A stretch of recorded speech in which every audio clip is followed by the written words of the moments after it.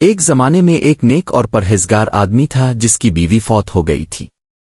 اس کی ایک معصوم سی بیٹی تھی، نام تھا امینہ۔ امینہ اپنی ماں کی موت کے بعد اپنے ابا کے ساتھ رہتی تھی، مگر اس کے ابا کو لگتا تھا کہ بیٹی کو ماں کی ضرورت ہے، چنانچہ اس نے دوسری شادی کر لی۔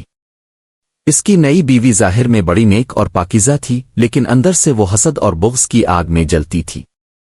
سوتیلی ماں کا نام زینب تھا۔ زینب کے اپنے پہلے شوہر سے 2 بیٹے تھے، اور وہ چاہتی تھی کہ سارا مال و دولت صرف اس کے بیٹوں کو ملے۔ امینہ کی معصومیت اور خوبصورتی اسے آنکھوں کی ٹھنڈک لگتی تھی، مگر سوتیلی ماں کے لیے یہ جلتا ہوا انگارہ تھی۔ وہ ہر روز امینہ کو تانے دیتی، اسے کمزور جانوروں کی طرح کام کرواتی اور اسے پیار و محبت سے محروم رکھتی۔ امینہ نے کبھی اپنے ابا سے شکایت نہ کی، کیونکہ وہ جانتی تھی کہ ابا کو سوتیلی ماں سے بہت محبت ہے۔ وہ چپ چاپ ساری تکالیف برداشت کرتی رہی اور بارگان الہی میں دعائیں مانگتی رہی۔ ایک دن ابا نے سوتیلی ماں کو امینہ پر ہاتھ اٹھاتے دیکھ لیا تو سوتیلی ماں نے رونا دھونا شروع کر دیا کہ امینہ اسے جھوٹا ثابت کرنے کی کوشش کر رہی ہے۔ ادیب اور نادان باپ نے سوتیلی ماں کی بات مان لی اور امینہ کو ڈانٹ دیا۔ امینہ کا دل ٹوٹ گیا، مگر اس نے صبر کا دامن نہ چھوڑا۔ اس نے کہا، اے اللہ، تو ہر چیز کا جانے والا ہے، مجھے قوت برداشت دے۔ سوتیلی ماں نے روز بردار ظلم بڑھانا شروع کر دیا۔ وہ امینہ کو کھانا کم دیتی، اسے گھر کے سب سے باورے کام دھرایا، جیسے جانوروں کا گوبر صاف کرنا اور رات کو بھوکا سلا دینا۔ ایک روز سوتیلی ماں نے بہت بڑی سازش کی۔ اس نے امینہ کو کہا کہ جنگل میں پھول توڑنے جاؤ، مگر دراصل وہ اسے شیروں اور درندوں کے علاقے میں چھوڑ آئی۔ امینہ جب جنگل میں پہنچی تو اسے اندھیرا ہوتا نظر آیا۔ وہ ڈر گئی، مگر اپنے رب کو یاد کر کے بیٹھ گئی اور پکارنے لگی، آ اللہ، تو میرا پناگاہ ہے۔ اتنے میں ایک بھیڑیا وہاں آیا جس کا بچہ ایک شکاری سے بچھڑ گیا تھا۔ بھیڑیا امینہ کے قریب آیا، مگر امینہ نے بھیڑیے کے بچے کو زخمی حالت میں دیکھا اور اس پر رحم کھا کر اپنے کپڑے کا ٹکڑا پٹی کی طرح باندھ دیا۔ بھیڑیا سمجھ گیا کہ یہ بچی بہت معصوم اور مہربان ہے۔ بھیڑیا امینہ کو اپنی پناہ میں لے گیا اور اسے غار میں رکھا۔ ادھر گھر میں ابا کو امینہ کی فکر ہونے لگی۔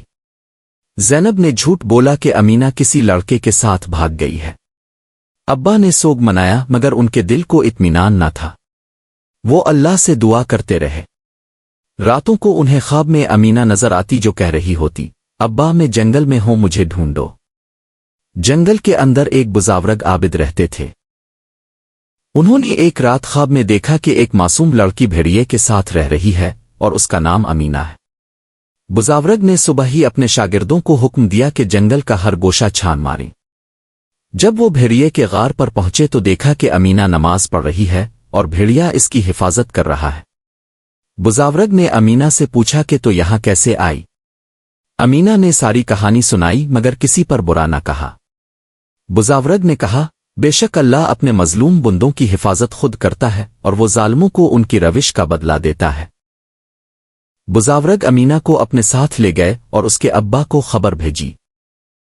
ابا روتے ہوئے فوراً پہنچے اور جب بیٹی کو دیکھا تو ان پر قیامت ٹوٹ پڑی۔ انہوں نے بزاورگ سے ساری حقیقت سنی اور پھر گھر جا کر سوتیلی ماں سے باز پارس کی۔ زینب نے اعتراف کر لیا کہ اس نے امینہ کو مارنے کی نیت سے جنگل میں چھوڑا تھا۔ ابا نے سخت دل سے کہا، تم میرے نکاح سے نکلی، اللہ نے تمہارے ظلم کا پردہ چاک کر دیا۔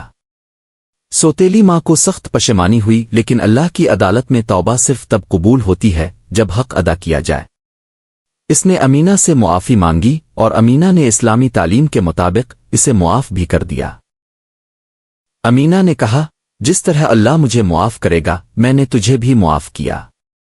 مگر سوتیلی ماں کے بیٹوں نے اپنی ماں کے عمل پر شرمندہ ہو کر امینہ سے درخواست کی کہ وہ انہیں اپنا بھائی بنا لے۔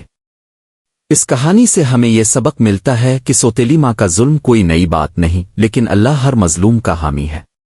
معصوم بچوں کو چاہیے کہ صبر کریں، اللہ سے دعا کریں اور کبھی بدلہ نہ لیں، اور والدین کو چاہیے کہ وہ انصاف کریں، بچوں کے جذبات کو پہچانیں اور سوتیلی اولاد کے ساتھ ہرگز زیادتی نہ کریں۔ بے شک اللہ سب کچھ دیکھ رہا ہے اور کوئی ظلم بے حساب نہیں رہتا۔ آمین۔